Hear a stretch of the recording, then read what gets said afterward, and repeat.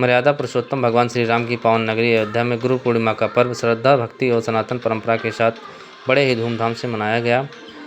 महंत देवेशपति त्रिपाठी ने गुरु और शिष्य के महत्व को बताया।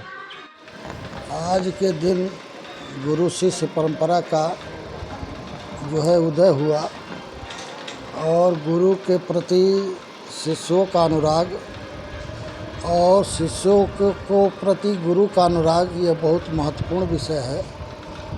और जो भी गुरु है, सनातन धर्म हिंदू समाज जितने हैं उनको ये पहले जांच करनी चाहिए कि गुरु की अंदर क्षमता है कि नहीं, योग्यता है कि नहीं। अगर गुरु योग्य है तभी जो है गुरुत्व भाव रहेगा और शिष्य का गुरु के प्रति स्नेह भी रहेगा।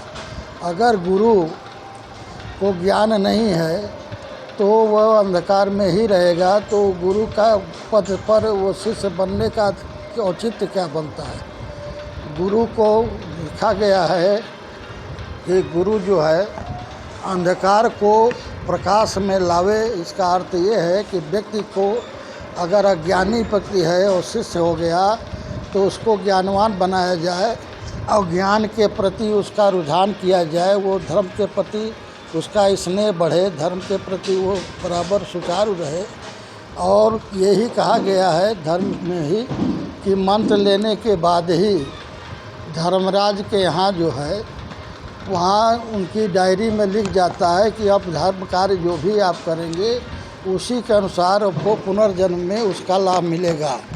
अब इसलिए व्यक्ति को चाहिए कि जब सभी ऋणों से मुक्त हो जाए तो गुरु बनाकर अपने शिष्युक्त भाव से गुरु मंत्र का जाप करे। गुरु मंत्र के जाप से ही उसको लाभ मिलेगा। अगर वो गुरु बना लिया और जाप नहीं कर रहा है, मंत्रों का माला नहीं फेर रहा है, तो उस तरह शिष्य बनना और गुरु बनना मेरे समझ से कोई औचित्य नहीं बनता।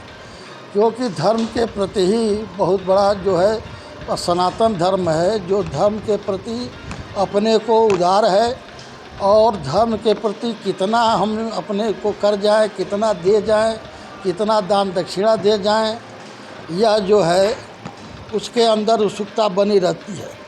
लेकिन उसके साथ ही ये हेतु है कि व्यक्ति जो है अगर ज्ञानी है तो वह ज्ञान के प्रति अपना आस्था व्यक्त करे और व्यक्तियों का झुकाव शिष्यों का हो। वह हमारे यहाँ जो उमापत त्रिपाठी 3 कलश मंदिर है, हमारे बाबा पंडित उमापत त्रिपाठी जी वशिष्ठावतार माने गए थे और यहाँ के कुछ साधु संत जो है परीक्षण के लिए कनक भवन भी गए। किंवदंती है कि उन्होंने कहा कि सीता हमारी बहू है, शर्मा जाएगी यदि मैं चला जाऊंगा। लोगों ने कहा पाखंड करते हैं और गए वो तो पहले ही इस कनक भवन की सीढ़ी पर चढ़ते ही सीता का मुकुट नाक के पास आ गया।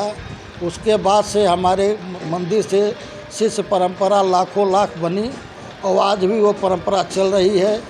हम अपने को निभा रहे हैं, हमारे भतीजे 2 हैं वो अलग अलग 3 ठो कर रहे हैं, कोई तुलसीदान में है, 2 ठो तिवारी मंदिर में है। और हमारे जो वशिष्ठ पदवी से अलंकृत थे हमारे बाबा, वशिष्ठ आश्रम से मैं हूँ। इसलिए इसको सनातन धर्म को जितनी ही ऊंचाई पर ले जा सके इसलिए मैं प्रयासरत हूँ और हमेशा प्रयासरत रहूँगा। गुरु जी एक छोटा सा प्रश्न। गुरु के प्रति स्नेह तो है लेकिन आँख बंद के श्रद्धा का पात्र गुरु नहीं है। हम उसके बारे में एक कहावत है, गुरु करो जान के पानी पियो छान के। यह चितार्थ जो है उसी समय होगा कि जब उस शिष्य को जो है ज्ञानवान वाला गुरु मिले, जो उसको देख सके, उसके जो है पाप कर्म को धर्म कर्म को परिवर्तित करके हर व्यक्ति की स्वर्ग की इच्छा होती है जो भी मंत्र लेते हैं, जो भी सनातनी धर्म के हैं। इसलिए एकदम आंख बंद करके हम किसी गद्दी को पूजे, ये मेरे समझ में अच्छा नहीं लगता है। और हमेशा गुरु ज्ञानी ही होना चाहिए। जैसे भगवान राम के गुरु वशिष्ठ थे, इसी तरह तमाम लोग गुरु हुए। तो गुरु को लिए एक कहावत भी है, थोड़ा बढ़ जाएगा। नारद जी जो है देवताओं के यहाँ बार बार उनके बैठकों में जाते थे लेकिन मंत्र नहीं लिए थे। इस नाते वो निगुड़ा थे। तो उनकी मट्टी निकाल के देवता लोग बाहर कर देते थे। उस मिट्टी को एक बार नारद जी ने देखा कि और लोगों का नहीं होता है, हमारा क्यों निकाल के फेंक दिया जाता है। तो अपने पिता ब्रह्मा जी से उन्होंने पूछा